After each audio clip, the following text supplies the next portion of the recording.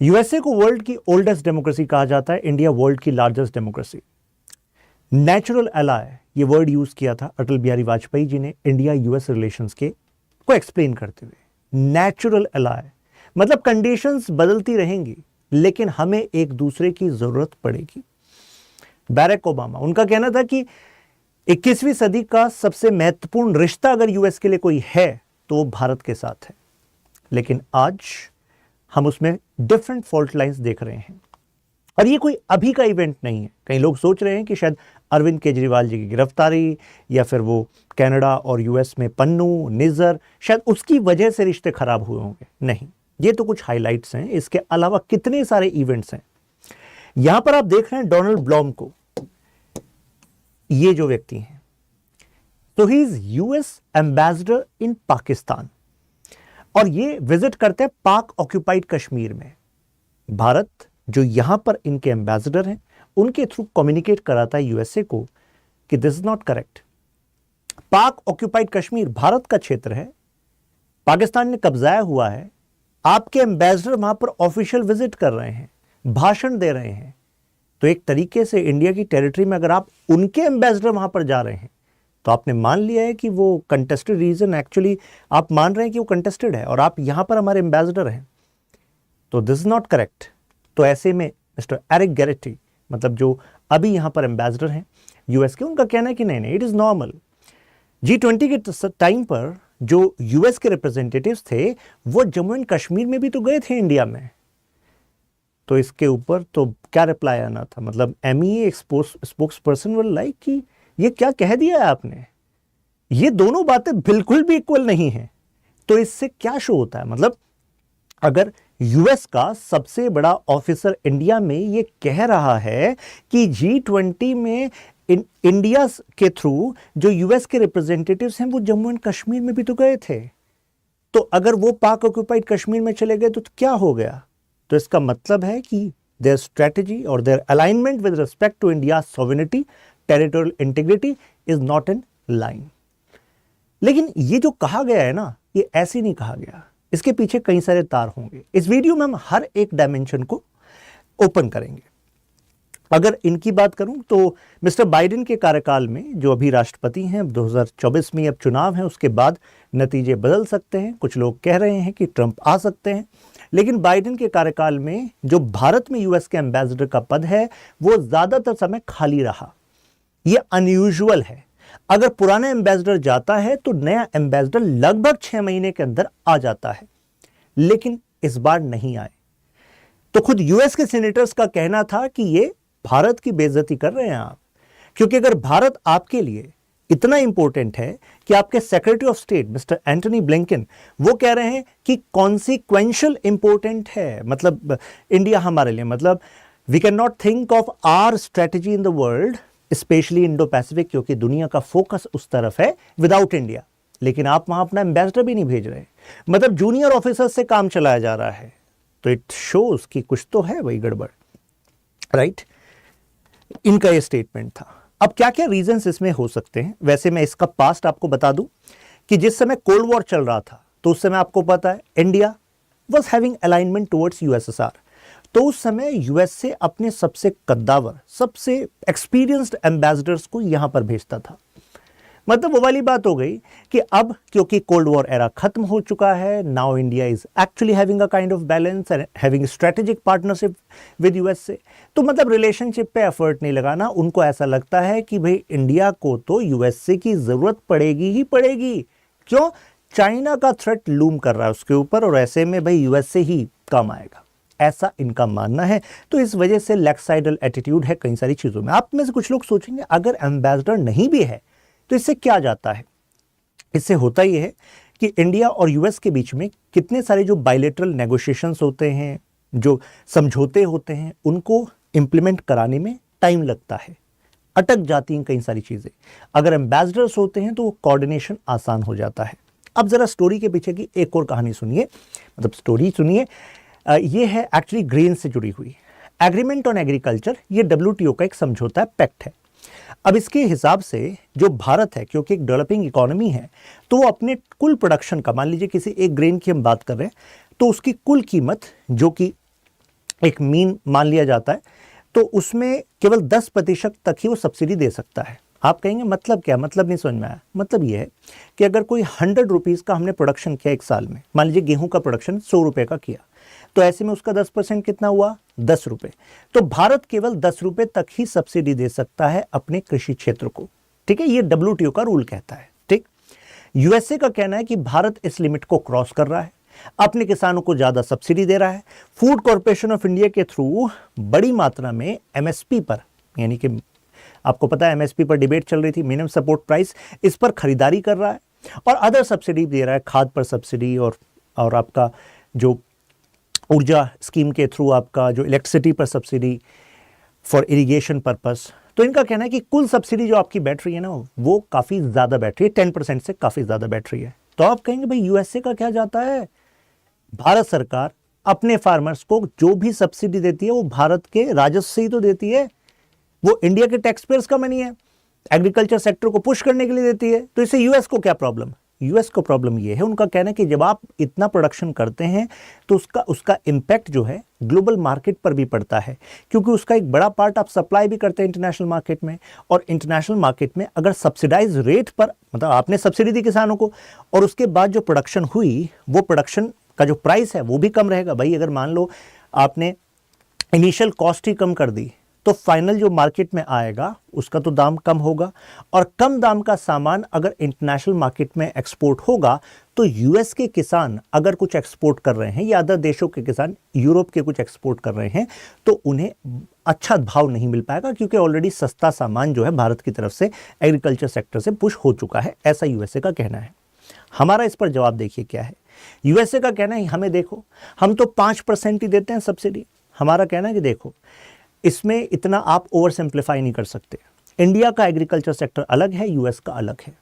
India का किसान एक बड़े क्षेत्र में तो वही है ना, मार्जिनलाइज फार्मर है, स्मॉल फार्मर है, मिडिल फार्मर है।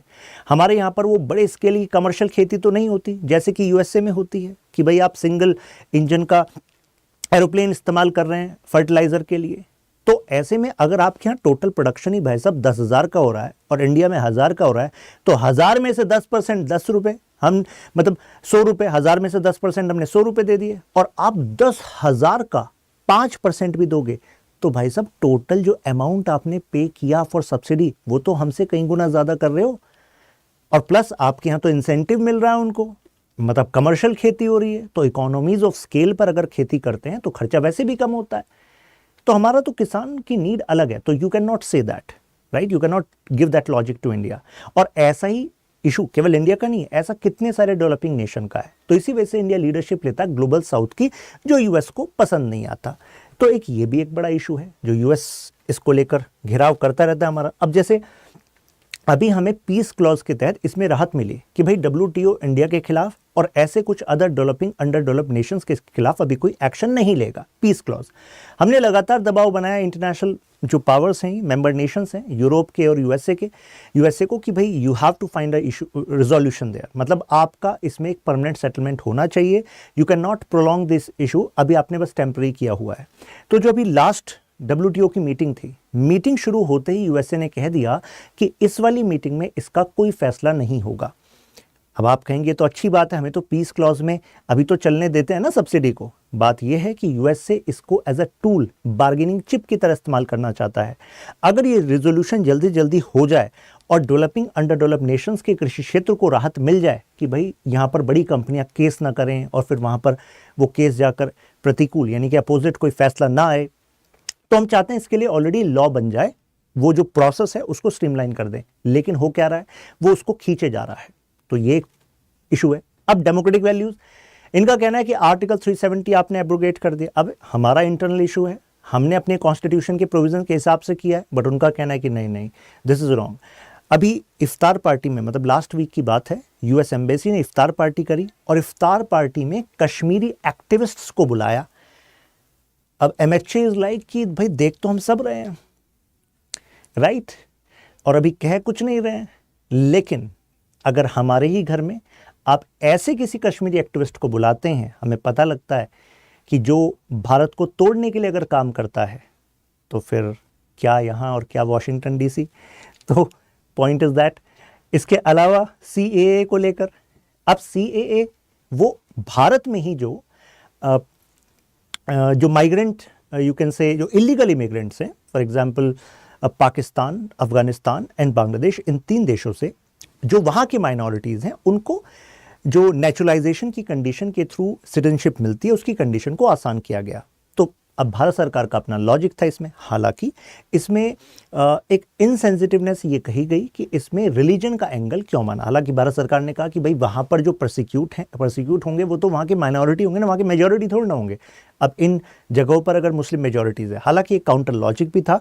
काउंटर लॉजिक था कि why not Rohingya Muslims from Myanmar, why not the Sri Lankan Tamils, तो उनको भी मिलना चाहिए था अगर ऐसी रिलैक्सेशंस आप कर रहे थे। खैर, जो भी भारत सरकार का इसमें ऑब्जेक्टिव था वो ये था कि इसको अभी जो कंडीशन उनको लग रही थी कि दिस इज़ द प्रायोरिटी, तो उसको उन्होंने रिजॉल्व करने की कोशिश करी। अब पॉइंट है कि ये इंटरनल इशू है, तो ऐसे में आप इसमें क्यों इंटरवीन कर रहे हैं। अब इनका मतलब basically US funded several think tanks also work जो रैंकिंग देते हैं, तो उनका कहना है कि India is illiberal democracy whereas US is liberal democracy. यानी कि यहाँ पर फ्रीडम ऑफ स्पीच और you can say curbing opposition parties ऐसा देखा जा रहा है। अभी हम उस पॉइंट पर भी बात करेंगे। जैसे कि ये केजरीवाल अरेस्ट, तो इस पर US ने और जर्मनी ने, आपने सुना होगा, कमेंट किया था कि किस तरीके से आपने दिल्ली के ही CM को गिरफ्तार कर लिया, वो भी चुनाव से पहले। फिर एक और पॉइंट आया कि जो अपोजिशन पार्टी है कांग्रेस, उस पर उसके अकाउंट फ्रीज हो गए, इनकम टैक्स का नोटिस आ गया, वो भी चुनाव से जस्ट पहले। तो इस पर भी कुछ उन्होंने टिप्पणी करी। अब आप कहेंगे कि यार अगर ठीक है, मतलब if something is wrong there, that wrong should not happen, उसकी जांच हो और जांच होने के बाद जो rule of law should be there, मतलब हर एक action should be rational, fair, कोई अपनी विम्स एंड फैंसीज पर अपनी राजनीतिक शक्ति का दुरुपयोग ना करे, लोकतंत्र बढ़ना चाहिए, right. But here the point is, international politics के एंगल से देखें तो आपको लगेगा कि यार US को हमारी इतना चिंता क्यों हो रही है, कि हमारी डेमोक्रेसी में अगर गड़बड़ हो रही है तो US को क्या चिंता है। एक्चुअली US को चिंता ये है कि अगर इंडिया में ऑथोरिटेरियन ट्रेंड्स बढ़े तो ये रशिया का जो मॉडल है ऑथोरिटेरियनिज्म का या चाइना का मॉडल है ऑथोरिटेरियनिज्म का, तो कहीं उसको मैच ना करने लग जाए। तो US का मानना है कि अगर ऑथोरिटेरियनिज्म हुआ, इंडिया में ऐसे ट्रेंड्स बढ़े, तो ऐसे में शायद वो ज्यादा टिल्ट हो जाएगा रशिया की तरफ, जो कि US से नहीं चाहता। वाकई उसको कोई ह्यूमैनिटेरियन ग्राउंड पर इंडिया की चिंता, ऐसा कुछ नहीं है, ये एक मिथ है, राइट। ये एक्सट्रीमिस्ट किलिंग, अब ये देखिए कनाडा में निज्जर और उसके बाद पन्नू पर मतलब उन्होंने आरोप लगाया US अथॉरिटीज ने कि पन्नू जो एक US सिटीजन है, उनकी हत्या की कोशिश की गई। अब हमारा इस पर ही सवाल था कि US इतने सारे ड्रोन अटैक्स के थ्रू टेररिस्ट को मारता है, ऐसे लोगों को मारता है जिसको US को लगता है कि ये खतरा है US के लिए, और दुनिया भर में ये करता है कोवर्ट ऑपरेशन। एक्चुअली एक US बेस्ड ही मैसाचुसेट्स इंस्टीट्यूट ऑफ टेक्नोलॉजी में प्रोफेसर हैं Noam Chomsky, famous new Marxist thinker भी हैं। उनका कहना है कि US is the first terrorist state of the world. ये मैं ऑफिशियल स्टेटमेंट बता रहा हूं कि आप गूगल सर्च करेंगे तो एकदम से आ जाएगा, first terrorist state of the world. इसका मतलब ये है, उनका कहना है कि USA जो है आतंक का इस्तेमाल ऑफिशियली करने वाला पहला देश है। आतंक का इस्तेमाल अपने पॉलिटिकल ऑब्जेक्टिव के लिए दुनिया भर में उसने ऐसा किया है। और अगर हम अपने लेजिटिमेट सिक्योरिटी इंटरेस्ट के लिए कोई टेररिस्ट जो वहां से बैठकर भारत में माहौल खराब कर रहा है, भारत को तोड़ने की कोशिश कर रहा है, अगर हम उनके खिलाफ कोई एक्शन लेते हैं तो यहां पर जो है ये इशू बन जाता है, और वैसे वहां पर they are having their safe passage. इसके बाद हालांकि हमने कहा कि देखो हम तो इसमें इन्वॉल्व थे नहीं, ठीक है, ऐसे कुछ अटैक में। और इसके बाद CIA और FBI के डायरेक्टर्स इंडिया आए और इंडिया ने कहा कि we are there to actually fully cooperate, जो भी आपको इन्वेस्टिगेशन करनी है आप करिए, क्योंकि अंतर्राष्ट्रीय जो मापदंड हैं वो इसी तरीके से होते हैं कि अगर दूसरे देश ने कहा कि हमारी सॉइल पर हमारे सिटीजन पर अटैक दूसरा देश ऑफिशियली कर रहा है, वो दिक्कत वाली बात है। तो हमने कहा बिल्कुल सही है, दिक्कत वाली बात है, ठीक है भैया, हम फुल कोऑपरेशन करेंगे। तो उस फुल कोऑपरेशन में अभी कुछ निकला तो है नहीं रिजल्ट, राइट। अब इसका रिजल्ट ये हुआ कि एक्चुअली इनके सीनेट की जो कमेटी है फॉर फॉरेन रिलेशंस, तो उसके चेयरमैन ने कहा कि भाई मैं परमिशन नहीं दूंगा, इंडिया जो है ये MQ-9 ड्रोन्स खरीदने वाला है USA से, तो मैं परमिशन नहीं दूंगा। हालांकि इस पर भी बात चल रही थी, फिर बाइडेन एडमिनिस्ट्रेशन से जो चेयरमैन हैं उनको बताया गया कि इंडिया ऑलरेडी कोऑपरेट कर रहा है इन्वेस्टिगेशन में और उसमें अभी कोई एग्जैक्ट प्रूफ तो हमारे पास नहीं है, तो ऐसी सेल को ना रोका जाए। लास्ट अपडेट ये था। अभी मैं आगे बढ़ूंगा, बता दूं ये पीडीएफ आपको यहाँ पर मिल जाएगी, शशांक त्यागी फॉर यू, टेलीग्राम इंस्टाग्राम, आप मेरे साथ यहाँ पर कनेक्ट हो सकते हैं। खैर, अब इंडिया का क्या एम्बिशन है? देखिए, यूएसए को लगता है कि यूएसए लेड वर्ल्ड ऑर्डर ही चलते रहना चाहिए, जबकि इंडिया सपोर्ट करता है मल्टीपोलैरिटी को। यूएस अपनी प्राइमेसी चाहता है, हम मल्टीपोलैरिटी सपोर्ट करते हैं। मल्टीपोलैरिटी का मतलब होता है कि we believe that US led world order और any one power led world order will not just do justice for everyone, and that is why आज की जो रियलिटी है, there are multiple powers, India है, ब्राजील भी है, Russia भी है, जर्मनी भी है, फ्रांस भी है। तो अब ये वो दुनिया नहीं है जो 1991 में यूएसएसआर के डिसइंटीग्रेशन के बाद यूएस को लग रही थी कि अब केवल यूनिपोलर वर्ल्ड ऑर्डर हो गया है। तो हम उसको सपोर्ट नहीं करते, मल्टीपोलैरिटी को सपोर्ट करते हैं। इनका कहना है कि भाई आप क्लोजर रिलेशंस रखते हैं रशिया के साथ, आप ब्रिक्स का भी पार्ट बनते हैं, आप एससीओ का भी पार्ट बनते हैं, और यूएसए को लगता है कि जो ब्रिक्स है और एससीओ है वो एक्चुअली टू काउंटर यूएस है। तो आप कहेंगे क्या हकीकत में ऐसा है? तो देखिए, हकीकत में तो यही है कि अगर यूएस लेड वर्ल्ड ऑर्डर है और वो इंटरनेशनल इकोनॉमिक सिस्टम का अपने फायदे के लिए इस्तेमाल करेगा, तो वी नीड अल्टरनेटिव्स। क्या यूएसए अपने एरिया में अदर अल्टरनेटिव नहीं रखता? क्या यूएसए के यूरोपियन नेशंस के साथ और नदर्न अमेरिका के साथ, इवन सदर्न अमेरिका के साथ क्या पार्टनरशिप एग्रीमेंट्स नहीं हैं? तो हम क्यों नहीं कर सकते भाई, राइट? अब जब ये रशिया यूक्रेन वॉर हुआ तो उस समय यूएसए ने कहा कि India, it will not be beneficial for you if you continue purchase of oil from Russia. हमने कहा आप हमारी इतनी टेंशन मत करो कि हमारे लिए क्या अच्छा है क्या नहीं है, we believe in strategic autonomy, हम खरीदारी करेंगे। और हमने खरीदारी करी, राइट? और उसके बाद उन्होंने एक मैसेज और भिजवाया था कि there can be consequences, right? तो हमने कहा अच्छा ठीक है, वो भी देखेंगे। तो हमने खैर उसको भी जारी रखा। अच्छा, इसमें एक और अपडेट बता दूं आपको, इससे पहले भी ऐसी मैसेजिंग हुई थी वाया काटसा। तो काटसा एक कानून है यूएस का जिसके थ्रू वो काउंटर करता है अपने एडवर्सरीज को वाया सैंक्शंस। तो काउंटरिंग एडवर्सरीज मतलब दुश्मन ऑफ यूएसए वाया सैंक्शंस, तो एक कानून का नाम है। अब जब हमने थार्ड के लिए बुकिंग करी रशिया से कि भाई we are going to purchase THAAD from you, तो यूएस वाज सेइंग कि नहीं यार, ये मतलब आप जो आपको एयर डिफेंस मिसाइल सिस्टम खरीदना है तो आप जो है S-400, मतलब basically third US was proposing, हम S-400 खरीद रहे थे, हमने S-400 रशिया से लिया।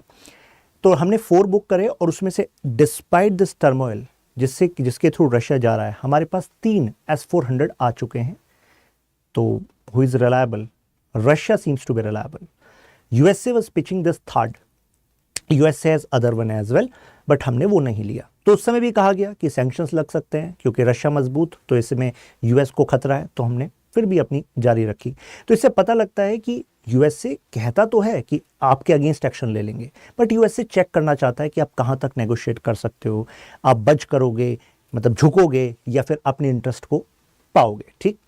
और इससे शो होता है कि USA do consider India important, यानी कि स्ट्रेटेजिकली इंपॉर्टेंट तो है भाई, राइट?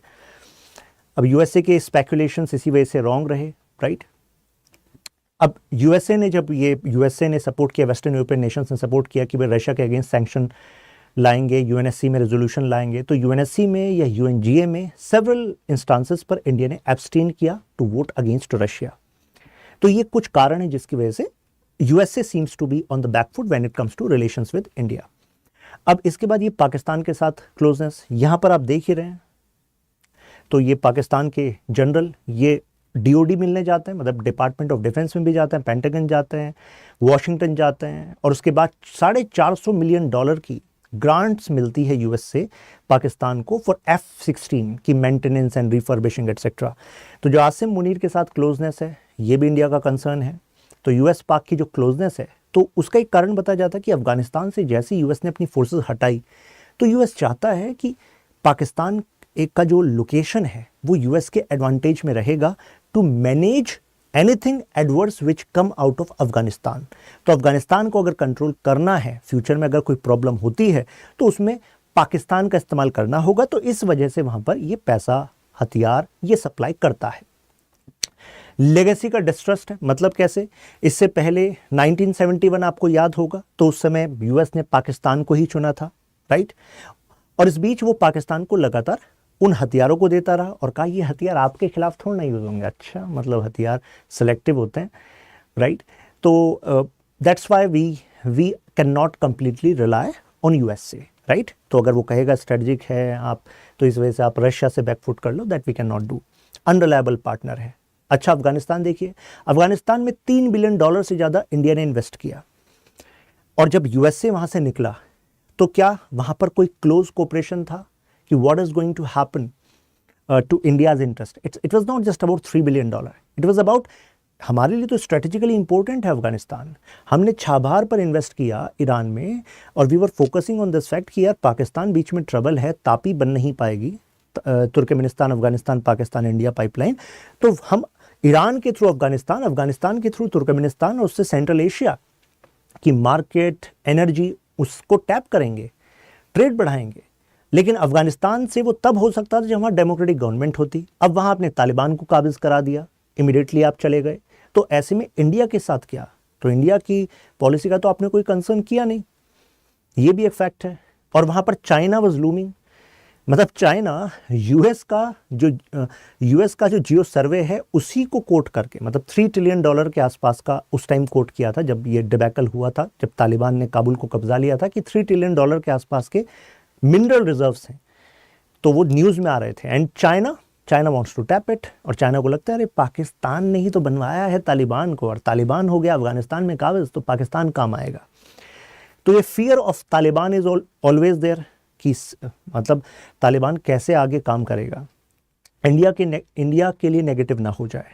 चाइना का इन्फ्लुएंस हम नहीं चाहते कि यहाँ पर एक ये मैट्रिक्स बन जाए कि Pakistan, Afghanistan in China, right? Already ये चाइना पाकिस्तान इकोनॉमिक कॉरिडोर इस एरिया में बना ही रहे हैं, पाक ऑक्यूपाइड कश्मीर में। तो ऐसे में एक और वर्ड आया था PA और इसमें K, मतलब PAC, पैक मैट्रिक्स, आप अपने आंसर में कोट कर सकते हैं, पाकिस्तान, अफगानिस्तान, चाइना, एंड जो पाक ऑक्यूपाइड कश्मीर है वो वाला Kashmir, right? So this dynamics is डेट्रिमेंटल for the security of India, right? Climate policy, India कहता है कि भाई देखो, हमें अपने डेवलपमेंट के लिए अभी फॉसिल फ्यूल पर फोकस करना होगा, और साथ में हम रिन्यूएबल एनर्जी पर भी फोकस करेंगे, बट हमारा कहना है कि हम एकदम से बंद नहीं कर सकते, हम फ्रांस जैसे फैसले नहीं ले सकते। फ्रांस एक हिस्टोरिकल पॉल्यूटर रहा है, जर्मनी हिस्टोरिकल पॉल्यूटर रहा है, यूएसए एक हिस्टोरिकल पॉल्यूटर रहा है, क्योंकि आप डेवलप्ड नेशन रहे हैं तो आपकी जिम्मेदारी ज़्यादा होनी चाहिए। बट ज़्यादा जिम्मेदारी लेने को तैयार कौन होता है? सब अपने फ़ायदे की बात करते हैं। तो यहाँ पर भी एक कंसर्न है, क्योंकि उनको लगता है कि इंडिया ग्लोबल साउथ को लीड कर रहा है, और जो भी क्लाइमेट चेंज को लेकर नेगोशिएशंस होती हैं तो उसमें यूएसए एंड अदर नेशंस पर दबाव बढ़ाने के लिए इंडिया एक लीडर की तरह बनकर आता है। अब यूएस में और इंडिया में दोनों में इलेक्शंस हैं, तो एक अनसर्टेनिटी भी है। तो जो मैंने आपको पॉइंट्स बताए, सारे डायमेंशंस बताए, इन पर आगे क्या सुधार हो सकता है ये डिपेंड करेगा उसके बाद के इलेक्शंस पर। डोनाल्ड ट्रंप आए, इधर मोदी जी आए, जो भी चुनाव का फैसला हो, तो अल्टीमेटली हम ये नहीं कह सकते कि केवल ये पर्सनालिटी फैक्टर से डिसाइड होगा, राइट? कारण नेशनल इंटरेस्ट जो है उसको लेकर फैसला होता है। इसी वजह से हम कितने सारे ऐसे पॉइंट्स हैं जिसमें डोनाल्ड ट्रंप एंड बाइडेन की प्रेसिडेंटशिप में भी हम कंटिन्यूटी देख रहे हैं, राइट? तो इससे पहले अगर हम कुछ फैसलों की बात करें तो डोनाल्ड ट्रंप ने पाकिस्तान के खिलाफ कुछ स्टैंड लिए थे, चाइना के खिलाफ स्टैंड लिए थे, यूएस चाइना ट्रेड वॉर वो भी ट्रंप के टाइम पर हुआ था। तो अगर इस डायनेमिक्स को ध्यान रखें तो हो सकता है कि जो अभी हमारे कंसर्न है with respect to China, with respect to Pakistan, they may be you can say actively resolved, right? क्योंकि रिलेशनशिप में जब तक आप इन्वेस्ट करते हैं, एक्टिवली एंगेज करते हैं, तो रिलेशनशिप प्रोग्रेस करते हैं। अगर आप कंप्लिसेंट हो जाते हैं कि अरे देखा जाएगा, तो रिलेशनशिप गड़बड़ होता है। तो this is what the conclusion is. आप यहाँ पर जुड़ सकते हैं, ये डायरेक्ट QR कोड है, इंस्टाग्राम, टेलीग्राम, यहाँ पर सारे अपडेट, क्विज आती रहती है। ये क्वेश्चन है, discuss the current dynamics of India US relations. तो मुझे लगता है अपडेट आपको मिल गई है, डायनेमिक्स आपको पता लग गए हैं। आप इस आंसर को लिखकर भी शेयर कर सकते हैं यहाँ पर। फिर मिलते हैं आपसे